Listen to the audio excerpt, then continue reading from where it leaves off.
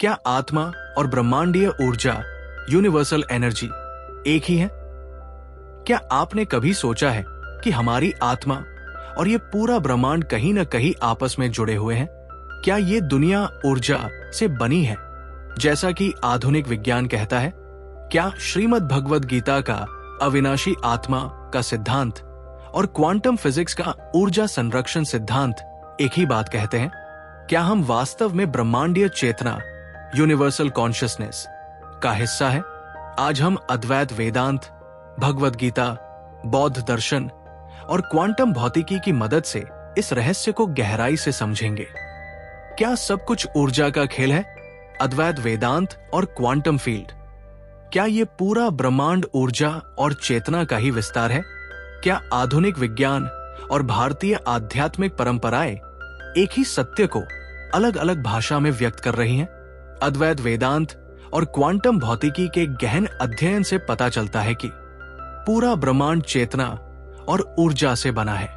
जो कुछ भी हमें ठोस, सॉलिड दिखाई देता है, वो वास्तव में ऊर्जा का एक कंपन, वाइब्रेशन मात्र है। यदि सब कुछ ऊर्जा और चेतना से बना है, तो हम भी उसी का हिस्सा है। आइए इसे विस्तार से समझते हैं। अद्वैत वेदांत और ब्रह्मा, सुप्रीम कॉन्शियसनेस। अद्वैत वेदांत भारतीय दर्शन की एक महान विचारधारा है, जिसे आदि शंकराचार्य ने विस्तृत रूप से व्याख्यायित किया था। अद्वैत वेदांत के अनुसार संपूर्ण ब्रह्मांड एक ही चेतना, कॉन्शियसनेस से बना है। इसे ही ब्रह्मा कहा जाता है, जो शाश्वत, असीम और अनंत है। ब्रह्मांड की हर वस्तु उसी ब्रह्मा की अभिव्यक्ति है। वेदांत कहता है कि ये सारा जगत माया, इल्यूजन है, लेकिन उसके पीछे केवल एक ही वास्तविकता है, और वो है ब्रह्मा। अहम ब्रह्मास्मि, मैं ही ब्रह्मा हूं। अद्वैत वेदांत के महानतम महावाक्यों में से एक है अहम ब्रह्मास्मि। इसका अर्थ है मैं ही ब्रह्मा हूं, यानी हमारा अस्तित्व ब्रह्मांड से अलग नहीं है, बल्कि हम उसी चेतना, यूनिवर्सल कॉन्शियसनेस के विस्तार है। जब कोई व्यक्ति सत्य का अनुभव करता है, तो वो इस सच्चाई को पहचानता है कि वो स्वयं भी उसी ब्रह्मा का अंश है। अद्वैत वेदांत और ऊर्जा का रूपांतरण। अद्वैत वेदांत कहता है कि सब कुछ ऊर्जा और चेतना का ही रूपांतरण है। भौतिक संसार में जो कुछ भी हम देखते हैं, वो एक ही स्रोत से आया है, ब्रह्मा। जैसे समुद्र की लहरें अलग अलग दिख सकती हैं, लेकिन वे सभी समुद्र का ही हिस्सा होती हैं, वैसे ही हम सभी ब्रह्मा, यूनिवर्सल एनर्जी के ही अंश हैं। अब सवाल ये उठता है, क्या आधुनिक विज्ञान भी यही कहता है? क्वांटम फील्ड और ऊर्जा का सिद्धांत। आधुनिक भौतिकी में क्वांटम फील्ड थ्योरी ये कहती है कि संपूर्ण ब्रह्मांड ऊर्जा के स्पंदनों, वाइब्रेशंस ऑफ एनर्जी से बना है। हर कण, पार्टिकल ऊर्जा का एक रूप है। कोई भी ठोस वस्तु, सॉलिड ऑब्जेक्ट, वास्तव में ऊर्जा के कंपन, वाइब्रेटिंग एनर्जी से बनी होती है। आइंस्टाइन का प्रसिद्ध कथन एवरीथिंग इज एनर्जी। प्रसिद्ध वैज्ञानिक अल्बर्ट आइंस्टाइन ने कहा था, everything is energy and that's all there is to it. हर चीज ऊर्जा ही है, और बस यही सत्य है। क्या पदार्थ, मैटर, वास्तव में ठोस होता है? अगर हम किसी ठोस वस्तु, सॉलिड ऑब्जेक्ट को सबसे छोटे स्तर तक तोड़ते जाएं, तो हमें परमाणु, एटम्स मिलते हैं। परमाणु को और गहराई से देखें तो उसमें इलेक्ट्रॉन, प्रोटॉन और न्यूट्रॉन होते हैं। इन्हें और छोटे स्तर तक तोड़े तो हमें क्वार्क्स और ऊर्जा तरंगे, एनर्जी वेव्स मिलती है। यानी आखिर में हमें सिर्फ ऊर्जा ही मिलती है, कोई ठोस वस्तु नहीं। हाइजेनबर्ग का अनिश्चितता सिद्धांत, हीजेनबर्ग्स अनसर्टेनिटी प्रिंसिपल। भौतिक विज्ञानी वर्नर हाइजेनबर्ग ने कहा था कि किसी भी कण की स्थिति, पोजीशन और वेग, मोमेंटम को एक साथ सटीक रूप से नहीं मापा जा सकता। इसका मतलब यह हुआ कि कण, पार्टिकल कोई स्थायी चीज नहीं है, बल्कि ये एक संभावना, प्रोबेबिलिटी मात्र है। यानी वास्तविकता ठोस नहीं है, ये सिर्फ ऊर्जा का कंपन, वाइब्रेशन है। क्या अद्वैत वेदांत और क्वांटम फील्ड एक ही बात कह रहे हैं? एक वेदांत सब कुछ ब्रह्मा की लहरें हैं। वेदांत कहता है कि संपूर्ण ब्रह्मांड एक ही ब्रह्मा यूनिवर्सल कॉन्शियसनेस से बना है। जो कुछ भी हमें अलग अलग दिखता है वो सिर्फ माया, इल्यूजन है। दो क्वांटम फिजिक्स सब कुछ ऊर्जा की तरंगें हैं। क्वांटम फिजिक्स कहता है कि पूरा ब्रह्मांड ऊर्जा के कंपन, वाइब्रेशंस ऑफ एनर्जी से बना है। हर चीज एक ही मूल तत्व से बनी है, ऊर्जा। क्या दोनों विचारधाराएं एक ही सत्य के दो अलग अलग रूप है? अद्वैत वेदांत कहता है कि जगत मिथ्या है और केवल ब्रह्मा सत्य है। क्वांटम फिजिक्स कहता है कि ठोस पदार्थ वास्तव में अस्तित्व में नहीं है, ये केवल ऊर्जा की तरंगे हैं। दोनों ही इस ओर संकेत करते हैं कि वास्तविकता स्थायी नहीं है, सब कुछ ऊर्जा और चेतना का ही खेल है। निष्कर्ष, क्या हम केवल ऊर्जा के रूप हैं? क्या हमारी चेतना, कॉन्शियसनेस और ब्रह्मांडीय ऊर्जा, यूनिवर्सल एनर्जी एक ही चीज है? क्या हम वास्तव में ठोस नहीं हैं, बल्कि ऊर्जा का ही एक स्पंदन, वाइब्रेशन मात्र है? क्या विज्ञान और वेदांत एक ही सत्य को दो अलग अलग दृष्टिकोण से देख रहे हैं? वेदांत कहता है तैत् त्वम् असि, यानी तुम वही हो। जो भी इस ब्रह्मांड में है वो सब ब्रह्मा से ही निकला है। तुम स्वयं इस ब्रह्मांडीय ऊर्जा का ही एक हिस्सा हो। जब हम इसे पहचानते हैं तो हम माया से मुक्त हो जाते हैं। क्वांटम भौतिकी कहती है एवरीथिंग इज एनर्जी। हर वस्तु, हर पदार्थ केवल ऊर्जा की एक अवस्था है। हमारा अस्तित्व ठोस नहीं है, ये केवल एक ऊर्जा तरंग, वेव ऑफ एनर्जी मात्र है। हम जो भी अनुभव करते हैं वो केवल ऊर्जा का एक खेल है। अब आप ही सोचिए, क्या विज्ञान और आध्यात्मिकता अलग है, या वे दोनों एक ही महान सत्य को प्रकट कर रहे हैं? श्री कृष्ण का अविनाशी आत्मा का सिद्धांत और क्वांटम अमरत्व। क्या आत्मा वास्तव में अमर है? क्या मृत्यु केवल एक भ्रम है? क्या आधुनिक क्वांटम भौतिकी भी यही कह रही है कि चेतना, कॉन्शियसनेस कभी नष्ट नहीं होती? भगवद गीता में भगवान श्री कृष्ण ने अर्जुन को आत्मा का गूढ़ रहस्य बताया, जो अद्वैत वेदांत और आधुनिक क्वांटम इमोर्टैलिटी की अवधारणा से गहराई से जुड़ा हुआ है। आइए इसे विस्तार से समझते हैं। भगवद गीता का आत्मा का रहस्य। महाभारत के युद्ध में अर्जुन जब अपने ही परिवार और गुरुजनों के विरुद्ध युद्ध करने में संकोच करता है, तब भगवान श्री कृष्ण उसे आत्मा का रहस्य बताते हैं। न जायते म्रियते व कदाचित, आत्मा न जन्म लेती है न मरती है। भगवद गीता अध्याय 2 श्लोक 20 में श्री कृष्ण कहते हैं, न जायते म्रियते व कदाचित नाय भूत्वा भविता व न भूया, अजो नित्य शाश्वतोय पुराणो न हन्यते हन्यमाने शरीरे। अर्थ, आत्मा का न तो जन्म होता है और न ही इसकी मृत्यु होती है।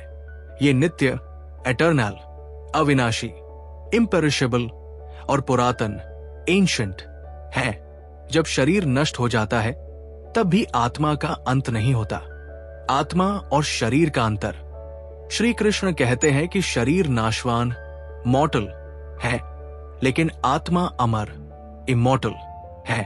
आत्मा को न कोई अस्त्र काट सकता है, न कोई अग्नि जला सकती है, न कोई जल इसे गीला कर सकता है और न कोई वायु इसे सुखा सकती है।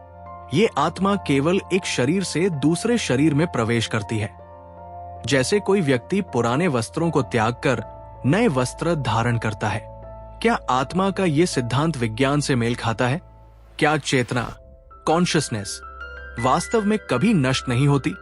क्या हमारी आत्मा एक अलग अलग संभावनाओं, पैरेलल रियलिटीज में मौजूद हो सकती है? आधुनिक क्वांटम फिजिक्स भी इसी विचार को प्रमाणित करने की कोशिश कर रही है। क्वांटम भौतिकी और क्वांटम इमोर्टैलिटी।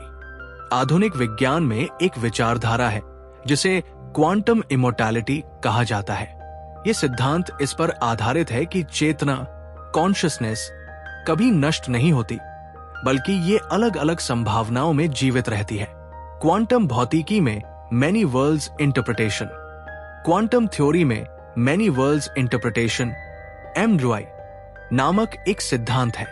इस सिद्धांत के अनुसार जब भी कोई घटना होती है, ब्रह्मांड विभाजित, स्प्लिट हो जाता है और सभी संभावनाएं अलग अलग ब्रह्मांडों, ऑल्टरनेट यूनिवर्सेस में घटित होती है।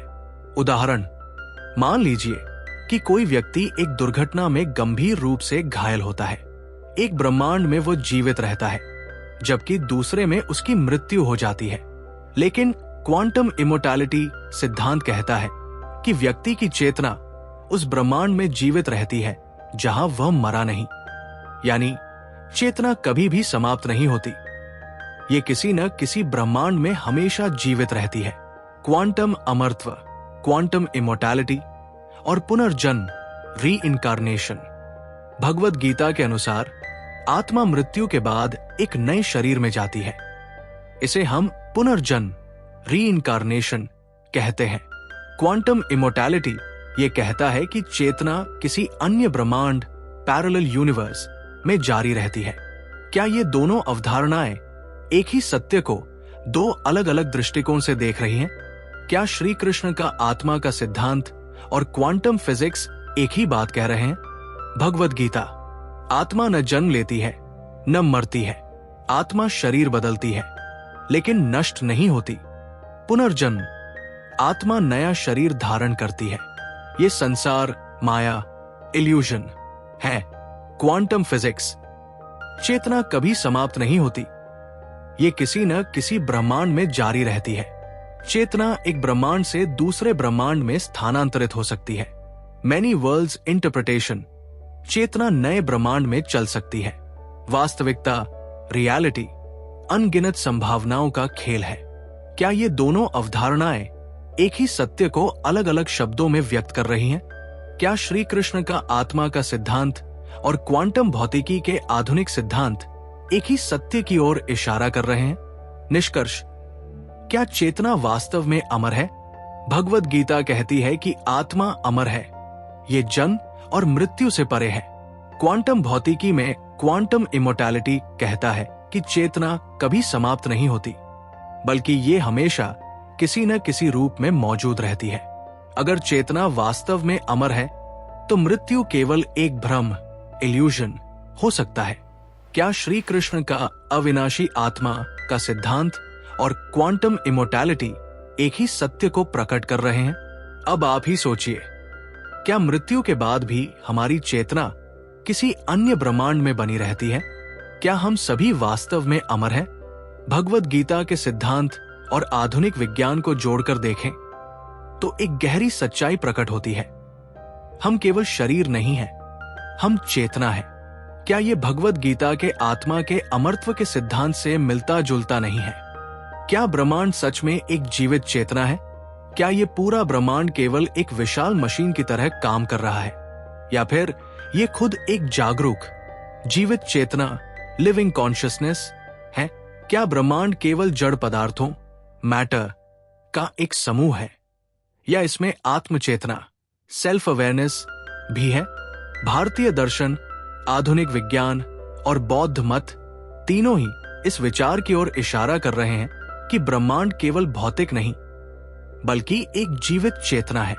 आइए इस विचार को विस्तार से समझते हैं। भारतीय दर्शन, जीवित ब्रह्मांड का विचार। ब्रह्मांड एक चैतन्य, यूनिवर्सल अवेयरनेस है।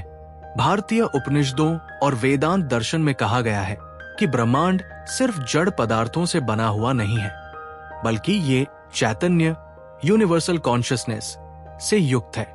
अद्वैत वेदांत के अनुसार केवल ब्रह्मा, सुप्रीम कॉन्शियसनेस ही सत्य है और ये ब्रह्मांड उसी चेतना की अभिव्यक्ति मात्र है। इसी कारण इसे सजीव ब्रह्मांड, लिविंग यूनिवर्स कहा गया है।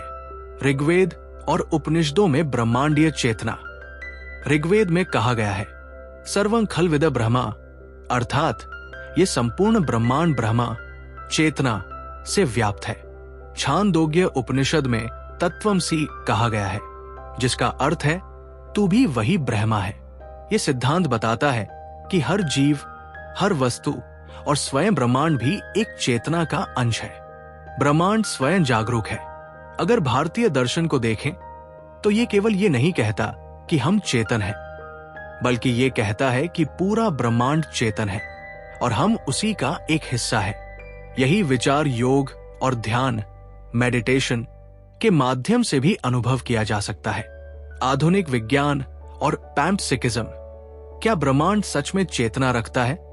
भौतिकी, फिजिक्स और न्यूरोसाइंस के कई वैज्ञानिक अब मानने लगे हैं कि चेतना केवल मानव मस्तिष्क तक सीमित नहीं है, बल्कि ये पूरे ब्रह्मांड में फैली हुई हो सकती है।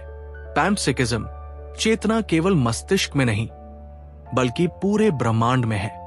पश्चिमी दार्शनिक और वैज्ञानिकों के अनुसार चेतना केवल मानव मस्तिष्क में उत्पन्न नहीं होती, बल्कि ये पूरे ब्रह्मांड में बिखरी हुई है।